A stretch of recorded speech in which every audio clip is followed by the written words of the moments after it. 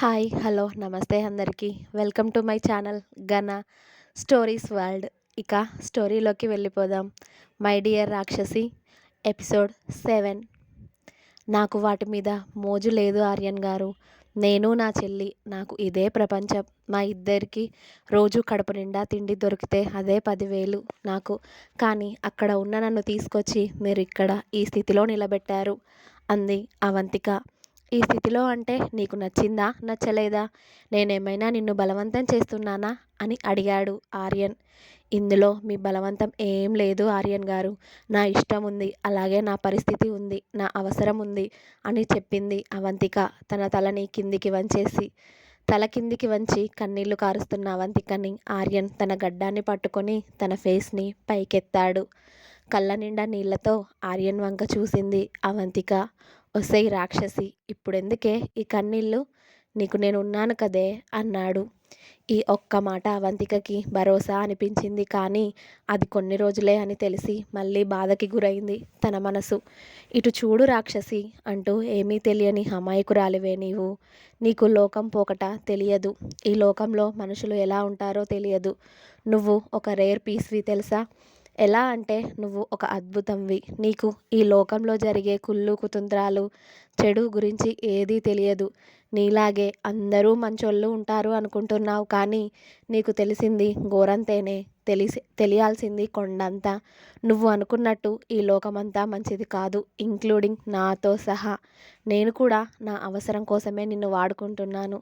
అది కూడా నువ్వు అమాయకురాలివి కాబట్టే. అదే వేరే ఎవరైనా అయితే ఈ సంవత్సరంలోపు నా భార్యగా ఉండాలి అంటే నా సగం ఆస్తి అడిగేస్తారు తెలుసా? కానీ నువ్వు నీ చెల్లి ప్రాణాల కోసం నన్ను పెళ్లి చేసుకోవడానికి సిద్ధమయ్యావు. పొట్టిదానా, నిన్ను చూస్తుంటే నాకు కూడా భలే ముచ్చట వేస్తుందే. కానీ ఈ పెళ్ళి మీద నాకు అస్సలు మంచి ఆలోచన లేదు. ఈ పెళ్ళి అనేది కూడా నేను మా తాతయ్య కోసం చేసుకుంటున్నాను.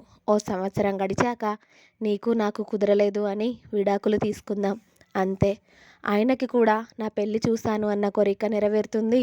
నాకు కూడా నిన్ను నాతో ఓ సంవత్సరం ఉంచుకుంటే నీ మీద ఉన్న కోరిక కూడా పోతుందే అన్నాడు ఆర్యన్ బాబు. అతడు చాలా ఈజీగా చెప్తున్న మాటలు అవంతికకి చాలా బాధగా అనిపిస్తున్నాయి. అంటే ఆ సంవత్సరం తర్వాత మళ్ళీ ఇంకా వేరే అమ్మాయిల దగ్గరికి వెళ్తారా ఈయన అనుకుంటూ ఉంది. ఇదిగో పెళ్లి చేసుకుంటున్నా కదా అని నన్ను రెస్ట్రిక్ట్ చేయాలి అని చూస్తే మాత్రం ఊరుకొని చెప్తున్నా. నీతో పెళ్ళి అయ్యాక కూడా నా లైఫ్ ఇప్పుడు ఎలా ఉంటుందో అలానే ఉంటుంది. నాకు నచ్చిన అమ్మాయి దగ్గరికి వెళ్తాను. నువ్వు అడ్డు చెప్తే బాగోదు చెప్తున్నా అన్నాడు ఆర్యన్. అంతే, దెబ్బకి అవంతిక పాప మనసు దెబ్బతిన్నట్టుగా అయిపోయింది. నాతో పెళ్ళి అయ్యాక కూడా ఆ అలవాట్లు మారరా ఈయన అనుకుని బాధపడింది. ఆర్యన్ మాటలకి అవంతిక సైలెంట్గా ఉండడంతో ఏంటి అర్థమైందా? నేను ఎక్కడికి వెళ్ళినా ఏం చేసినా నన్ను ప్రశ్నలు అడగకూడదు. నా లైఫ్ నా ఇష్టం. నా ఇష్టం వచ్చినట్టు బతుకుతాను. నీకేదైనా తక్కువ అయితే అప్పుడు అడుగు. అంతేకాని నా లైఫ్లో మాత్రం వేలు పెట్టకూడదు నువ్వు, సరేనా అన్నాడు ఆర్యన్. ఆర్యన్ మాటలకి అలాగే అంది అవంతిక మెల్లిగా, ఆ మాటలకి బాధపడుతూనే. అయినా నేనెవరిని ఆయనని ప్రశ్నించడానికి? ఆయన కొనుక్కున్న ఒక వస్తువుని మాత్రమే నేను. అలాగే పడి ఉండాలి ఇక ఆయన దగ్గర అనుకుంది అవంతిక. అర్థమయ్యాయి కదా నా కండిషన్స్ అన్నీ? నీకు ఇవే కాకుండా ఇంకా ఉన్నాయి. నేను తాగి వచ్చినా తిరిగి వచ్చినా నన్ను క్వశ్చన్ చేయకూడదు, ఓకేనా? నువ్వు నేను భార్యాభర్తలం, ఒకే సంవత్సరం అన్నది నీ మైండ్లో గుర్తుపెట్టుకో. ఈ 1 ఇయర్లో నీ చెల్లి కోలుకుంటుంది. తన ట్రీట్మెంట్ ఖర్చు మొత్తం నాదే. తర్వాత తను కోలుకున్నాక కూడా తన చదువు బాధ్యత, నీ బాధ్యత అంతా నాదే.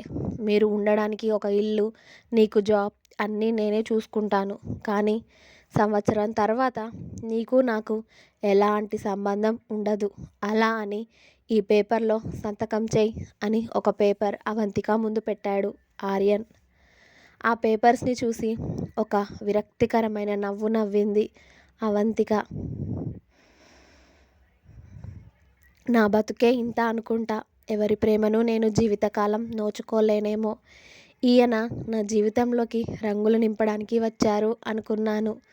కానీ అది కొద్ది కాలమే అని ఇప్పుడు తెలుస్తుంది నాకు అనుకుంటూ బాధగానే ఆ పేపర్లో సంతకం చేసి ఆర్యన్ ముందు పెట్టింది ఆ పేపర్లని. గుడ్ గర్ల్ వే బంగారం నువ్వు. ఈ ఒక్క సంతకం కోసం ఇప్పుడు అదే వేరే వాళ్ళైతే నన్ను ఎంత బ్లాక్మెయిల్ చేసేవాళ్ళో తెలుసా, నా నుండి ఎంత ఆశించేవాళ్ళో తెలుసా. నువ్వు మాత్రం ఇలా చెప్పగానే అలా సంతకం చేశావు. నీకు ఎలాంటి కోరికలు లేవా అని అడిగాడు ఆర్యన్. నాకు నా చెల్లి బాగుంటే అంతే చాలు ఆర్యన్ గారు అంది అవంతిక. ఏంటో ఈ కాలంలో నీలాంటి మనుషులు కూడా ఉన్నారు అంటే నమ్మాలి అనిపించట్లేదే, కానీ నిన్ను చూస్తే నమ్మాలి అనిపిస్తుంది. కానీ ఇలాంటి పీస్ నువ్వు ఒక్కదానివే ఉంటావే అంటూ ఆమెని హత్తుకొని ఆమె నుదుటిన ముద్దు పెట్టుకొని, మన మధ్యన గ్యాప్ వచ్చి 1 వీక్ అవుతుందే పద అంటూ ఆమెను ఎత్తుకొని బెడ్ మీద చేర్చి ఆమెని అల్లుకుపోయాడు ఆ రాత్రి అంతా కూడా. ఇక రాత్రి అంతా సోయి లేకుండా నిద్రపోయిన ఇద్దరికీ ఆర్యన్ 6 గంటలకే అలారం పెట్టడంతో ముందుగా అవంతికకే మెలకువ వచ్చింది. ఆ రోజే వాళ్ళ పెళ్ళి అని చెప్పడంతో ఆర్యన్ గారు, ఆర్యన్ గారు అంటూ అతడిని తట్టి లేపింది అవంతిక. అబ్బా ఏంటే నీ గోల, కాసేపు పడుకుంటానే అన్నాడు ఆర్యన్. మళ్ళీ అవంతికని కూడా బెడ్ మీదకి లాగి ఆమెను హత్తుకుంటూ. అయ్యో ఆర్యన్ గారు, ఈరోజు మన పెళ్ళి అని చెప్పారు, ఈరోజు ఎక్కడికో వెళ్ళాలి అని అన్నారు కదా, అలారం కూడా పెట్టి పడుకున్నారు కదా, మరి మీరేంటి ఇంకా లేవడం లేదేంటి అంది అవంతిక. అంతే దెబ్బకి లేచి కూర్చున్నాడు ఆర్యన్ బాబు. అతడి బేర్ బాడీని చూసి గుటకలు మింగుతూ మొహం పక్కకి తిప్పుకుంది అవంతిక. నిజమే, మనం బయటికి వెళ్ళాలి. నువ్వు ఈ రూమ్లో రెడీ అవ్వవే, నేను వేరే రూమ్లో ఫ్రెష్ అయి వస్తాను. త్వరగా నీకు కావాల్సిన బట్టలు నగలు అదిగో ఆ కవర్లో ఉన్నాయి అని అవంతికకి ఒక కవర్ చూపించి ఆర్యన్ ఒక టవల్ చుట్టుకొని వేరే రూమ్కి వెళ్ళిపోయాడు. అక్కడి నుండి ఆర్యన్ వెళ్ళాక అవంతికకి బెడ్ మీద నుండి లేవడం కూడా చాలా కష్టమైపోయింది ఆర్యన్ పని వలన. వామ్మో, ఈయనని తట్టుకోవడం చాలా కష్టం రా బాబు అనుకుంటూ కష్టంగా బెడ్ మీద నుండి లేచి నిలబడి మెల్లిగా అడుగులు వేసుకుంటూ వాష్రూమ్కి వెళ్ళి వచ్చి ఫ్రెష్ అయి వచ్చి చీర కట్టుకొని సింపుల్గా ఒక హారం, చెవులకి బుట్టాలు, చేతులకి గాజులు, బొట్టు పెట్టుకొని రెడీ అయ్యింది, జడలో పూలు కూడా పెట్టుకొని. ఆర్యన్ కూడా మంచి డ్రెస్ వేసుకొని రెడీ అయి వచ్చి అవంతికని చూసి, ఏంటే నేను అన్ని నగలు కొనుక్కొని వస్తే నువ్వేంటి ఇలా ఒకటే వేసుకున్నావు అన్నాడు. నాకలా నగలు అనేది వేసుకోవడం అంటే ఇష్టం ఉండదు ఆర్యన్ గారు, ప్లీజ్ నేను ఇలానే రెడీ అవుతాను అని చెప్పింది అవంతిక క్యూట్గా. సరే నీ ఇష్టం బంగారం, నువ్వెలా ఉన్నా అదిరిపోతావే, పద టైం అవుతుంది, పద పద అంటూ అవంతికని తీసుకొని రిజిస్టర్ ఆఫీస్కి స్టార్ట్ అయ్యాడు ఆర్యన్. ఎక్కడి నుండి ఎక్కడికి చేరింది ఆమె జీవితం. కారులో వెళ్తున్న అవంతిక ఆమె మనసులో అనుకుంటూ ఉంది, ఈయనేమో పెళ్ళి అది కూడా సంవత్సరం వరకే అంటున్నారు, కానీ ఈ సంవత్సరం కాలంలో నా జీవితం ఎటుపోతుందో ఎలా మారుతుందో భగవంతుడా, నువ్వే నాకు దారి చూపించాలి. ఈయన మనసు మార్చి నాకు భర్తగా నా జీవితాంతం నాకు తోడుగా ఉండాలి అని నన్ను దీవించు తండ్రి అని మొక్కుకుంది అవంతిక. ఓయ్, కళ్ళు మూసుకుని ఏం ఆలోచిస్తున్నావే, రిజిస్టర్ ఆఫీస్ వచ్చింది దిగు అన్నాడు ఆర్యన్. ఆర్యన్ మాటలకి కళ్ళు తెరిచి అక్కడ చుట్టూ చూసి ఆర్యన్ వెనకే కార్ దిగి అతనితో పాటు లోపలికి వెళ్ళింది అవంతిక.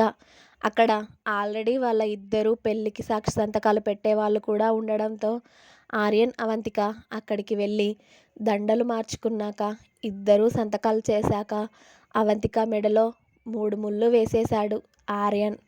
ఆమె మెడలో పడిన మంగళసూత్రాలను చూసి కన్నీళ్లతో ఆర్యన్ వంక చూసింది అవంతిక. ఇంకా ఉంది, నెక్స్ట్ పార్ట్ రేపు వస్తుంది. మీకు నా స్టోరీ నచ్చినట్టయితే లైక్ చేసి షేర్ చేసి కామెంట్ చేయండి, అలాగే సబ్స్క్రైబ్ చేయండి. Please subscribe Gana stories world. మర్చిపోకండి సబ్స్క్రైబ్ చేసుకోవడం. చాలామంది సబ్స్క్రైబ్ చేయకుండా చదువుతున్నారు. చదివిన ప్రతి ఒక్కరు కూడా నా ఛానల్ని సబ్స్క్రైబ్ చేసుకొని స్టోరీస్ చదవండి. Thank you.